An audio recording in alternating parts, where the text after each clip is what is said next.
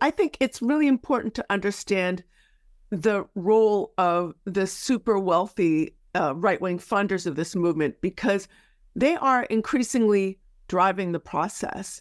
And by the way, their motivations are not necessarily religious in general, even though some of them are. A lot of them are, frankly, committed to essentially libertarian economic policies.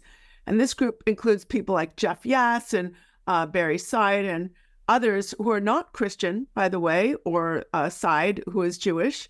But then, of course, there are others like Tim Dunn and the Wilkes brothers, who are they're these energy billionaires who profess Christian nationalist views, but at the same time, they're big believers in big oil and in maximizing fossil fuel consumption. And they really do want to replace democracy with their kind of authoritarianism. So it's a kind of very diverse group of funders. Some of them are ultra-conservative Catholics, some of them Protestant, others sort of evangelical, some of them not religious at all or Jewish.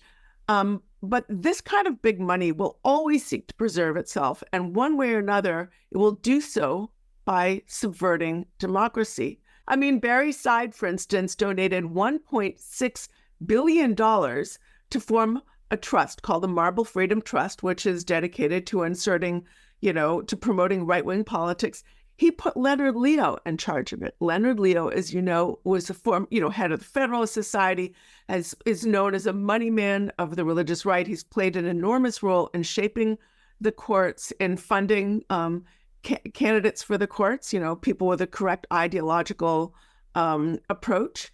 And he's got his sort of finger in the pot of a whole host of other right-wing and religious and Christian nationalist organizations. So $1.6 billion, frankly, a lot of money buys a lot of political influence. It means you can spend some $230 million every year without even touching the nut.